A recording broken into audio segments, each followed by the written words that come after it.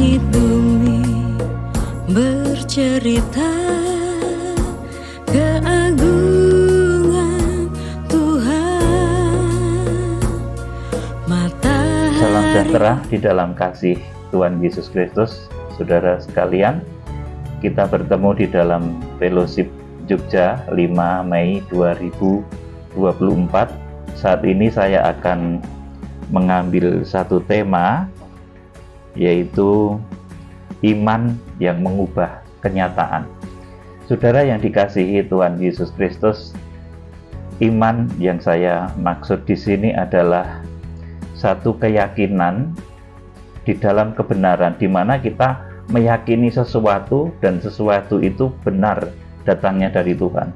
Dan iman yang demikian itu adalah iman yang hidup, yang mampu mengerjakan segala sesuatu, yang akan mampu mengubah segala sesuatu menjadi kenyataan, bahkan sekalipun sesuatu itu terlihat mustahil. Saudara yang dikasihi Tuhan, terkait dalam pemberitaan firman saat hari ini, saya akan sampaikan kepada saudara bahwa kitab Wahyu atau akhir zaman itu sesuatu yang diimani oleh para nabi terdahulu. Saudaraku, sekali lagi, jadi kitab Wahyu itu adalah satu yang diimani, yang diyakini oleh para nabi terdahulu.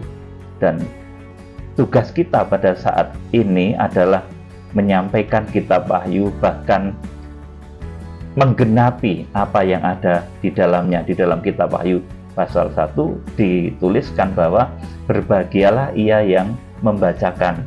Kalau yang membaca kitab Wahyu tentunya banyak ya saudaraku. Kemudian yang mendengarkan itu juga banyak. Tetapi yang melakukan, saudaraku, atau yang menuruti apa yang tertulis di dalamnya ini sedikit. Saudara, oleh karena itu saya akan menyampaikan bahwa iman kita di dalam kegerakan kitab Wahyu ini nanti akan berpengaruh kepada alam raya. Bahkan ketika tercurahnya penghukuman 7 meterai, 7 sangkakala, dan 7 bokor murka Allah, itu tidak lepas dari iman yang kita miliki. Saudara yang dikasihi Tuhan, saya akan beritahu saudara, iman itu ada 2 kelompok utama. Yang pertama itu iman jangka pendek. Kemudian yang kedua adalah iman jangka panjang, iman jauh, saudaraku. Iman jangka pendek itu contohnya apa, saudaraku?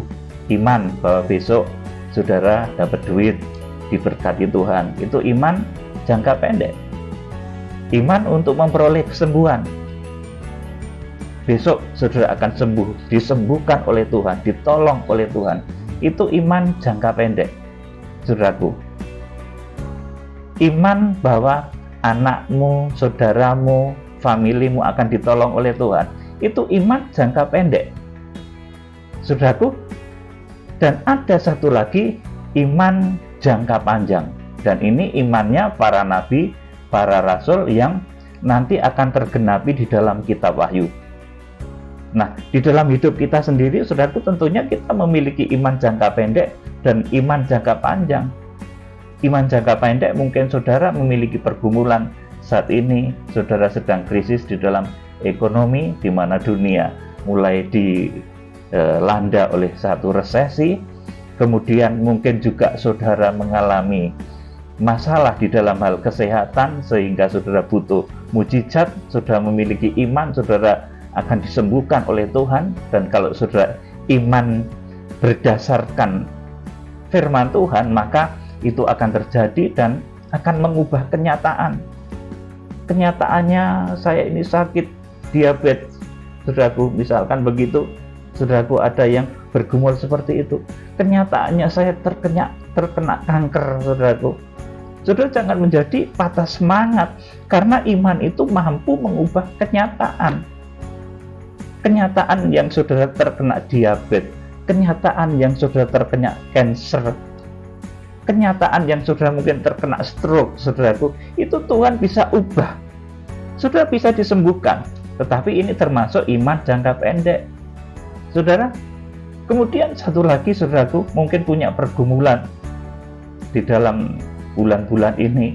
Saudara butuh duit, kontrakan rumah habis, saudaraku, mungkin saudaraku untuk membayar anak sekolah, anak kuliah, dan lain sebagainya. Saudaraku, sudah butuh satu pertolongan, dan saudara beriman Tuhan yang sudah percaya Tuhan Yesus Kristus akan menolong saudara. Maka iman yang saudara bangun, iman yang saudara yakini itu akan membuahkan hasil, dan saudara akan dijawab, saudara akan diberkati oleh Tuhan. Dan banyak lagi iman-iman jangka pendek seperti ini. Saudaraku yang dikasihi Tuhan Yesus Kristus, jadi iman itu pada dasarnya saya bagi menjadi dua bagian besar, yaitu iman jangka pendek dan iman jangka panjang. Saudaraku, kita akan membaca di dalam Ibrani pasal 11, kitab Ibrani pasal 11 ayat 1 dan selanjutnya. Di sini ada menggambarkan tentang iman jarak pendek atau iman jangka pendek dan iman jangka panjang. Kita akan membaca Ibrani pasal 11 ayat 1 mulai. Saksi-saksi iman. Ya, saksi-saksi iman. Iman adalah dasar dari segala sesuatu yang kita harapkan dan bukti dari segala sesuatu yang tidak kita lihat. Terus? Sebab oleh imanlah telah diberikan kesaksian kepada nenek moyang kita. Terus? Karena iman kita mengerti bahwa alam semesta telah dijadikan oleh firman Allah, sehingga apa yang kita lihat telah terjadi dari apa yang tidak dapat kita lihat. Ayat 4, perhatikan, ini iman jarak pendek. Karena iman, Habel telah mempersembahkan kepada Allah korban yang lebih baik daripada korban Kain. Dengan jalan itu, ia memperoleh kesaksian kepadanya bahwa ia benar, karena Allah berkenan akan persembahannya itu, dan karena iman ia masih berbicara sesudah ia mati. Amin. Ini dicontohkan Habel telah mempersembahkan kepada Allah korban yang lebih baik daripada korban Kain.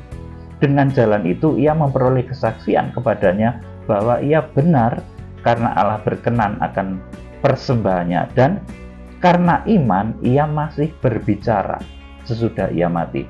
Ini iman jarak pendek, iman jangka pendek. Seperti halnya pergumulan-pergumulan kita saat ini, saudara tentu punya pergumulan-pergumulan jangka pendek tentang kesehatan saudara, tentang ekonomi saudara. Dan ini Tuhan bisa memberikan kepada saudara, mengubah iman saudara yang kelihatan mustahil, yang nampak mustahil itu menjadi kenyataan. Saudaraku, seperti halnya ini Habel, ini memperoleh sesuatu yang ajaib. Bahkan ketika mati masih berbicara. Saudaraku, yuk dilanjut sekarang ayat yang kelima. Karena iman Henok terangkat supaya ia tidak mengalami kematian, dan ia tidak ditemukan karena Allah telah mengangkatnya. Sebab sebelum ia terangkat, ia memperoleh kesaksian bahwa ia berkenan kepada Allah. Amin. Saudaraku, kemudian di sini ada juga Henok. Saudaraku, Henok itu terangkat, ya saudaraku, supaya ia tidak mengalami kematian. Jadi ada orang yang nggak mati. Di sini Henok ditulis, Henok itu tidak mati dan ia tidak ditemukan. Saudaraku, Henok itu tidak mati, saudaraku. Jadi nanti kalau di akhir zaman itu ada orang-orang yang tidak mati, yang dinamakan orang-orang yang harpaso di Wahyu pasal 12 ayat yang kelima, di mana itu juga disampaikan oleh Yudas berdasarkan perkataan Henok bahwa Tuhan itu besok datang bersama beribu-ribu orang kudus. Siapa mereka? Mereka adalah orang-orang yang harpaso tadi, saudaraku, yang seperti Henok ini. Jadi Henok terangkat, saudaraku, karena iman Henok terangkat. Saudaraku, karena iman Henok ini terangkat kepada Tuhan, terangkat ke surga. Demikian pula karena iman kita tetap berharap, kita berlomba-lomba, dan kita yakin bahwa suatu saat nanti ketika masa harpaso itu tiba, saudaraku, kita termasuk orang-orang yang seperti Henok ini. Ini karena iman terjadinya, saudaraku. Dan saudara ketahui, iman jangka panjangnya para nabi itu semuanya mengamini apa yang ada di dalam kitab Wahyu. Semua mengimani kitab Wahyu. Oleh karena itu kitab Wahyu itu ditaruh di terakhir, karena itu merupakan panduan dari arah kekristenan. yang saudaraku, yang harus diketahui oleh banyak orang. Panduan arah kekristenan akhir zaman itu ada di dalam kitab Wahyu. Kitab Wahyu itu diimani oleh seluruh para nabi, dan itu yang ditunggu-tunggu mereka. Tetapi itu iman yang belum mereka peroleh secara jangka pendek. Saudaraku, jadi Henokh ini terangkat supaya ia tidak mengalami kematian, dan ia tidak ditemukan. Jadi Henokh tidak mengalami kematian, ya. Saya menegaskan ada orang yang tidak mati. Henokh, kemudian Elia. Jadi orang yang harpazo itu ada, bukan nanti harus mati sekejap kemudian karena bom nuklir, kemudian badannya luluh lantak sekejap kemudian diubah. Itu tidak, saudaraku, seperti Henokh. Saudaraku, ada orang yang tidak mati, saudaraku. Dan ini kita sedang berjalan ke sana. Kiranya nanti di dalam kegerakan kitab Wahyu ada orang-orang yang akan bisa menggenapi nubuatan ini. Kemudian ayat yang ke-6 dibacakan, Ibu Tami. Tetapi tanpa iman tidak mungkin orang berkenan kepada Allah. Sebab barang siapa berpaling kepada Allah, ia harus percaya bahwa Allah ada dan bahwa Allah memberi upah kepada orang yang sungguh-sungguh mencari Dia. Ayat 7. Karena iman, Nuh dengan petunjuk Allah telah tentang sesuatu yang belum kelihatan, dengan taat mempersiapkan bahtera untuk menyelamatkan keluarganya, dan karena iman itu ia menghukum dunia, dan ia ditentukan untuk menerima kebenaran sesuai dengan imannya. Amin. Saudaraku, Nuh itu, saudaraku, dia membuat bahtera di musim kering, bahkan di satu tempat yang bukan dataran rendah, saudaraku. Itu tentu satu beban yang sangat tidak mudah. Ini satu beban yang berat, saudaraku. Bahkan mungkin Nuh saat itu dikira orang yang nggak beres, dikira orang gila, dan lain sebagainya. Dan banyak lagi tekanan-tekanan yang menghimpit Nuh, saudaraku. Tetapi Nuh itu tetap memiliki iman. Saudaraku, Musa pun seperti itu, saudaraku, ketika diutus untuk membebaskan bangsa Israel dari perbudakan di Mesir, saudaraku, Musa itu juga sempat berputus asa. Tuhan, utus saja orang yang lain. Seperti itu, saudaraku. Itu saudara bisa baca di dalam kitab Keluaran. Nah, saudara, di dalam kegerakan kitab Wahyu pun demikian, saudaraku. Ketika saya harus menghadapi waktu yang semakin mepet, kemudian pendanaan yang tidak kecil untuk kegerakan, apalagi untuk menjangkau bangsa Israel itu, saudaraku, ya secara manusiawi, saudaraku, pasti saya sedih, nggak sanggup, Tuhan. Secara manusiawi seperti itu, tetapi Roh itu berkata, ya kerjakan, ini kerjakan. Maka harus dikerjakan, saudaraku. Kalau secara manusiawi ini berat, saudaraku, berat. Tetapi oleh karena Roh Kudus, saudaraku, kegerakan harus dijalankan. Kegerakan kitab Wahyu harus dijalankan. Kita tidak lagi hanya menjadi pemberita kitab Wahyu, tetapi kita menjadi pelaku-pelaku. Kita menjadi penggenap-penggenap. Kita menjadi pelaksana dari kegerakan kitab Wahyu. Saudaraku, ini berat banget, saudaraku. Tetapi, saudaraku, oleh karena iman, saudaraku, saya tetap maju, memberitakan, menyampaikan, bahkan menggenapi apa yang ada di dalam kitab Wahyu ini. Bukan berarti saya itu orang yang hebat, tidak, saudaraku. Saya banyak kelemahan. Kelemahan tubuh juga ada, kelemahan di dalam jiwa juga ada, saudaraku. Dan itu tahap demi tahap Tuhan akan memperbaiki dan menyempurnakan. Demikian pula dalam hidup saudara. Saudaraku, jadi Nuh ini ketika dia mendapat pewahyuan mengenai air bah, ini diketawakan orang banyak, saudaraku. Nuh itu diketawain orang banyak, dan dia, saudaraku, saya yakin dia mengalami satu tekanan batin yang luar biasa, karena dia disuruh untuk menyampaikan sesuatu yang tidak lazim, saudaraku. Menyampaikan kitab Wahyu itu juga menyampaikan sesuatu yang nggak lazim, saudaraku. Tetapi ini memang pekerjaan Tuhan yang harus disampaikan. Nuh, saya yakin mendapatkan tekanan batin yang berat, saudaraku. Tetapi Nuh, saudaraku, luar biasa. Dia tetap taat oleh karena iman. Oleh karena itu, eh, dengan taat mempersiapkan bahtera untuk menyelamatkan keluarganya, dan karena iman itu ia menghukum dunia. Saudaraku, karena iman, kalau ketaatanmu sudah menjadi sempurna, maka kita akan menghakimi dunia. Ditulis seperti itu, saudaraku. Tidak tahukah engkau bahwa orang-orang kudus akan menghakimi dunia? Tidak tahukah engkau bahwa engkau akan menghakimi malaikat-malaikat? Saudaraku, seperti itu, saudaraku. Kemudian ayat yang ke-8, sekarang Abraham, kalau tadi Nuh. Karena iman Abraham taat ketika ia dipanggil untuk berangkat ke negeri yang akan diterimanya menjadi milik pusakanya. Lalu ia berangkat dengan tidak mengetahui tempat yang ia tujui. Iya, karena iman itu datang dari karena dia melihat janji Tuhan.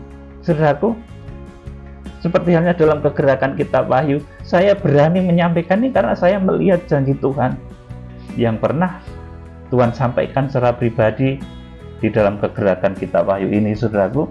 Jadi saudara, karena iman Abraham itu taat meskipun tidak mengetahui tempat yang ia tuju. Berangkat ya berangkat, saudaraku. Ngomong kitab Wahyu yang ngomong kitab Wahyu, saudaraku. Tentunya harus sesuai dengan kaidah firman dan Roh Kudus, saudaraku. Dilanjutkan ayat yang ke-9. Karena iman, ia diam di tanah yang dijanjikan itu seolah-olah di suatu tanah asing, dan di situ ia tinggal di kemah dengan Ishak dan Yakub yang turut menjadi ahli waris janji yang satu itu. 10. Sebab ia menanti-nantikan kota yang mempunyai dasar yang direncanakan dan dibangun oleh Allah. Terus? Karena iman, ia juga dan Sarah beroleh kekuatan untuk menurunkan anak cucu walaupun usianya sudah lewat, karena ia menganggap dia yang memberikan janji itu setia. Amin, saudaraku. Ini juga iman di dalam waktu yang singkat, bukan iman di dalam waktu yang panjang, ya saudaraku. Mengenai Sarah beroleh kekuatan untuk menurunkan anak cucu, ini merupakan iman dalam kurun yang pendek, bukan iman dalam kurun waktu yang panjang. Artinya iman yang bisa digenapi dalam kehidupan seseorang di dalam hidupnya saat itu. Seperti saudara saat ini, saudara punya iman apa? Yang mustahil seperti Sarah yang mustahil punya anak karena sudah mandul, saudaraku. Ternyata bisa juga, saudaraku. Saudara yang dianggap mandul sudah tidak bisa menghasilkan sesuatu, ternyata bisa juga saudara berkarya. Saudara yang sudah mungkin memiliki penyakit yang berat yang dikatakan mustahil sembuh, ternyata bisa disembuhkan oleh Tuhan.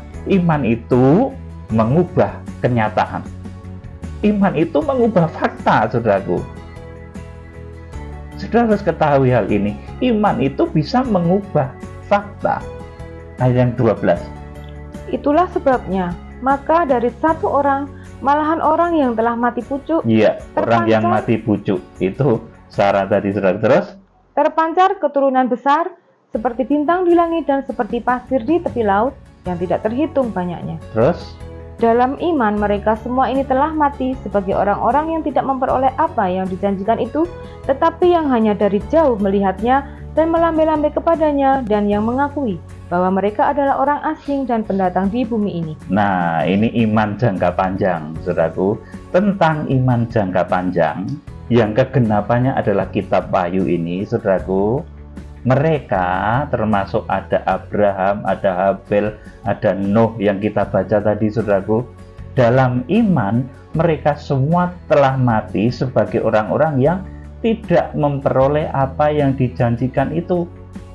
Iman jangka panjangnya tidak terlaksana pada saat dia hidup, saudaraku. Tetapi secara roh tetap dia akan menjadi pewaris dari apa yang diimani itu, saudaraku. Jadi dalam iman mereka semua itu telah mati sebagai orang-orang yang tidak memperoleh apa yang dijanjikan itu. Jadi Abraham itu belum mendapat apa yang dijanjikan, karena apa yang dijanjikan tentang Yerusalem baru, tentang kota kudus, saudaraku, itu harus menunggu kedatangan Tuhan Yesus, saudaraku. Dan itu ada di dalam kitab Wahyu, saudaraku.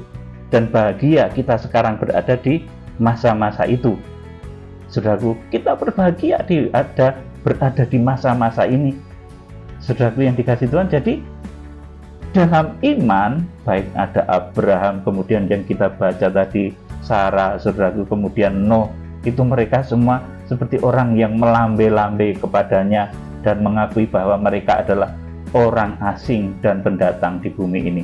Saudaraku, artinya yang kedua apa ini, saudaraku? Artinya seseorang itu harus memiliki iman jangka panjang. Kalau mereka hanya memiliki kesuksesan lahiriah semata saat ini, kebutuhan dunia saat ini, alangkah malangnya, saudaraku. Tetapi mereka tidak terjamin untuk iman jangka panjangnya, tidak mendapat waris dalam kerajaan surga. Itu alangkah malangnya. Meskipun kalungnya besarnya minta ampun, cincinnya gedenya minta ampun, saudaraku, mobilnya mewah-mewah, kekayaannya luar biasa, tetapi kalau dia tidak memiliki iman jangka panjang ini, artinya dia tidak takut akan Tuhan. Betapa mengerikan dan betapa menyedihkan orang seperti ini, saudaraku.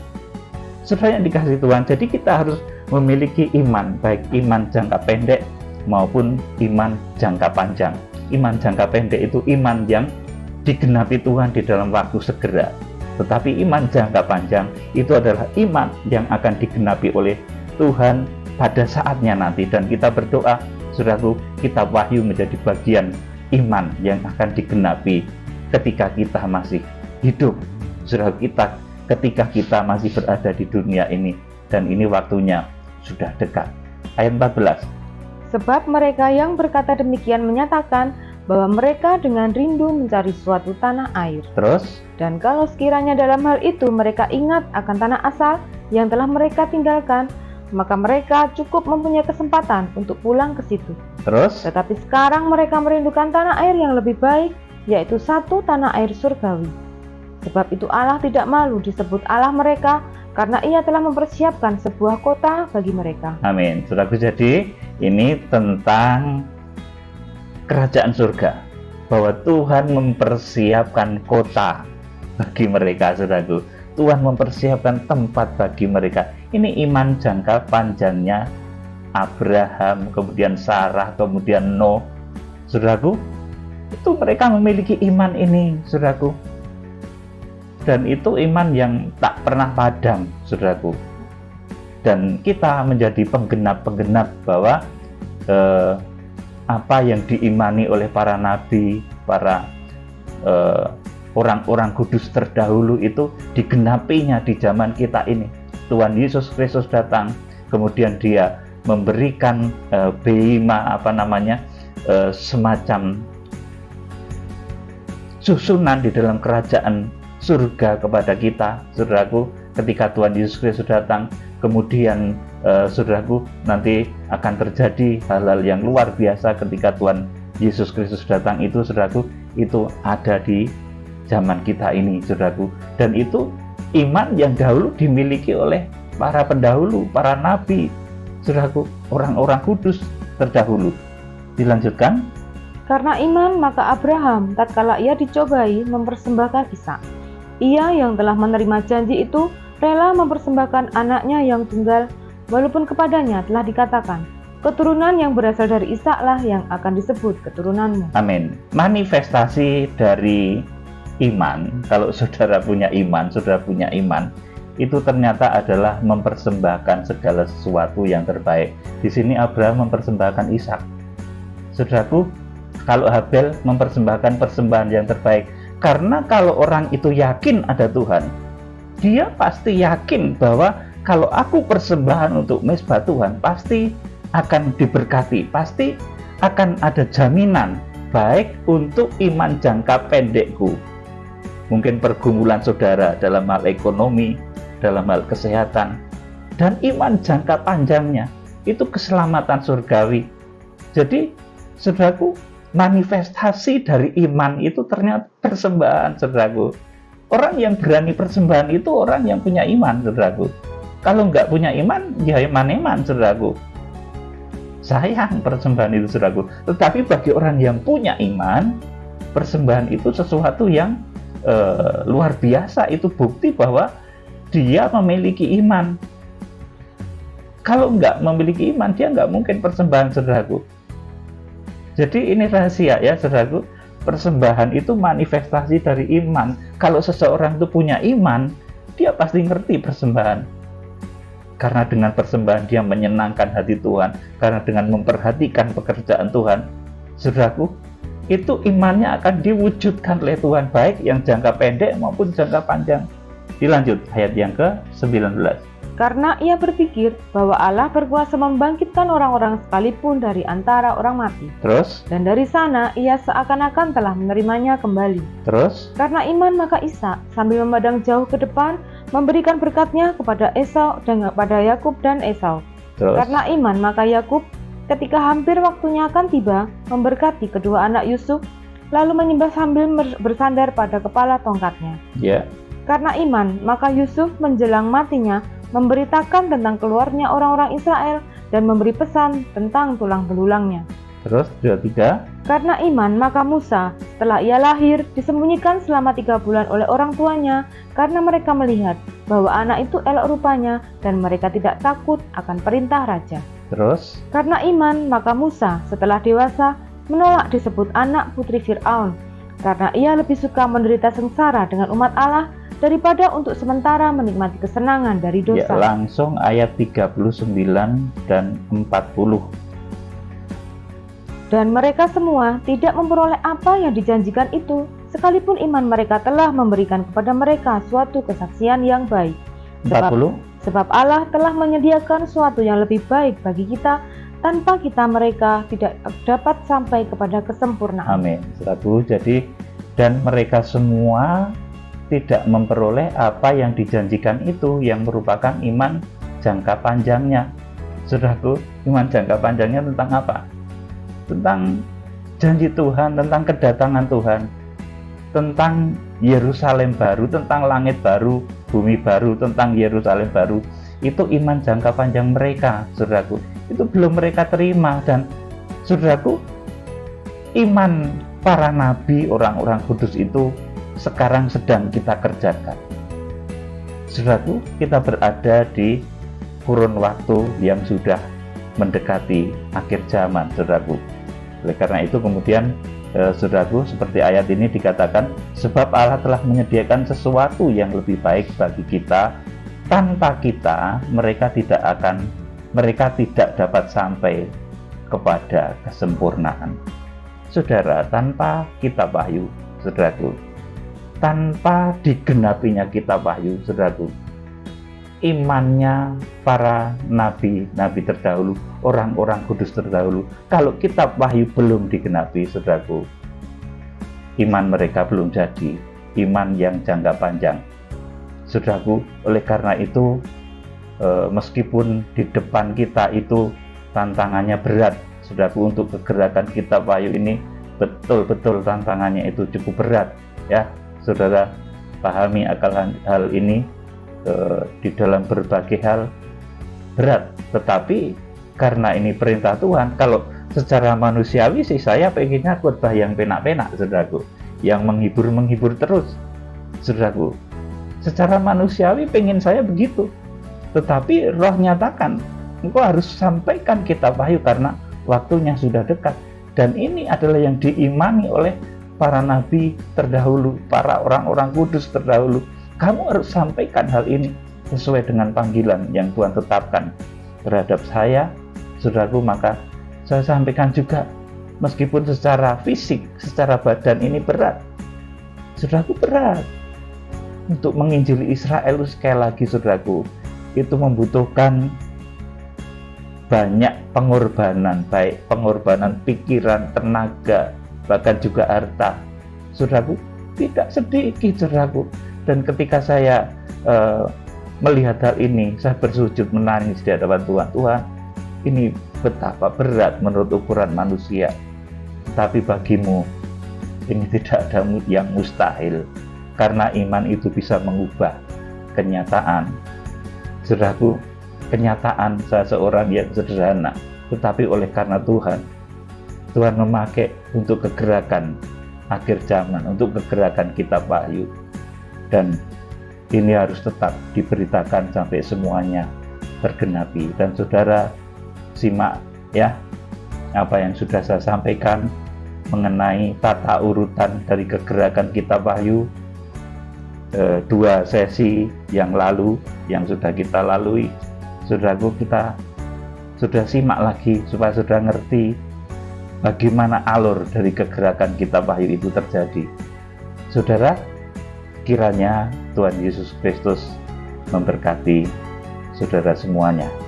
Kita akan memuji Tuhan dengan pujian yang terakhir tadi.